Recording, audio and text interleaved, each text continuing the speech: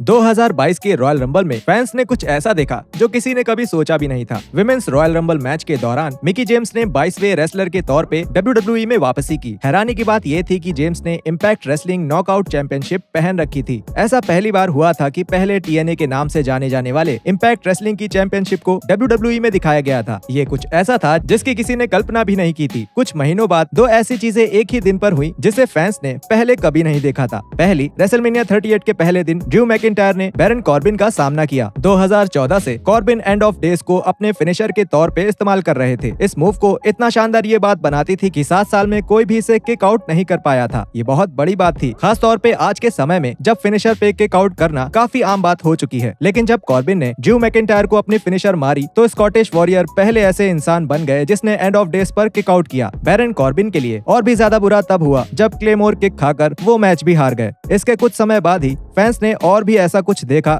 जो उस समय तक WWE में पहले कभी नहीं हुआ था। 2019 में ऑल एलीट रेसलिंग के शुरू होने के बाद से हमने काफी सारे WWE रेसलर्स को कंपनी छोड़कर AEW में शामिल होते देखा था, लेकिन ये 2022 में बदला। रेसलमेनिया 38 में सेथ रॉलिंस का सामना एक सरप्राइज ओपोनेंट के साथ हुआ। हमें नहीं पता था कि ये कौन है। तभी मैच शुरू होने से पहले स्टेडियम में अंधेरा हो गया और कोडी रोड्स बाहर आए। ना सिर्फ कोडी ने उस दिन WWE में वापसी की, बल्कि वो पहले ऐसे AEW रेसलर बन गए जिसने ऑल एलीट रेसलिंग को छोड़कर WWE में शामिल होने का फैसला किया। कोडी के WWE में वापसी करने के लगभग 3 महीने बाद ही किसी ने कंपनी छोड़ दी। जुलाई 2022 में विंस मैकमैन ने अपनी रिटायरमेंट की घोषणा कर दी। ऐसा इन दावों के बीच हुआ कि मैकमैन का किसी एम्प्लॉय के साथ चक्कर है। फैंस और रेसलर्स ने कभी नहीं सोचा था कि ऐसा कुछ हो सकता है। 1982 के बाद से ऐसा पहली बार था कि विंस मैकमैन का WWE पर कोई अधिकार नहीं बचा था। 40 साल तक फैंस को दिखाई जाने वाली WWE की हर एक कहानी और मैच को मैकमैन ने ही अप्रूव किया था। विंस के जाने के बाद ट्रिपल एच ने हेड ऑफ क्रिएटिव के तौर पे अपनी जगह संभाली और इसके बाद WWE के शोज पक्के तौर पे थोड़े अलग लगने लगे। लेकिन लीडरशिप में ऐसे बदलाव ने किसी न किसी तरह से एक और ऐसे मौके को जन्म दिया जो WWE में पहली बार होने वाला था।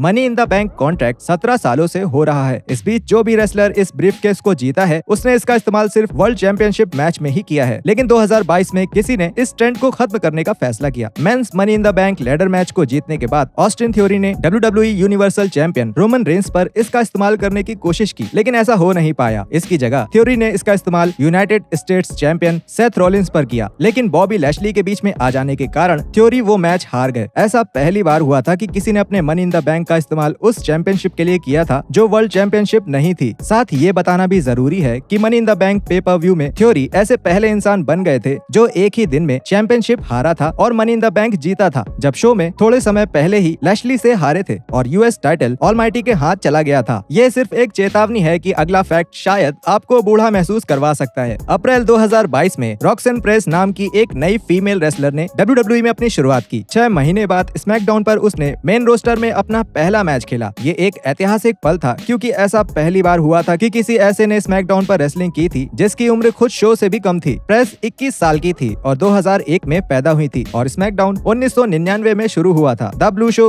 रॉक्सन पेरिस के पैदा होने के 2 साल पहले से ही चल रहा था। इस साल पेरिस ही एकमात्र फीमेल नहीं है जिसने इतिहास बनाया। लेवल अप के एक एपिसोड में थिया हेल ने स्लोएन जैकब से फाइट की। आपको पहली नजर में ये शायद समझ ना आए, लेकिन इन दोनों लड़कियों ने इतिहास बना दिया। ये पहली बार था कि 2 टीनेजर्स ने WWE में किसी मैच में रेसलिंग की हो। हेल और जैकब्स दोनों ही 19 साल की थीं। जहां इस मैच में हमने 2 टीनेजर्स को WWE में फाइट करते देखा है, वहीं थिया और स्लोएन WWE के मैच में रेसलिंग करने वाले सबसे कम उम्र के रेसलर नहीं है। जेफ हार्डी अपना पहला WWE मैच 1994 में 16 साल की उम्र में खेलने के लिए जाने जाते हैं। 2022 में WWE में और भी बहुत कुछ हुआ है। साल के सबसे शानदार और सबसे बेकार पलों को देखने के लिए स्क्रीन पर दिख रही प्लेलिस्ट पर क्लिक करें।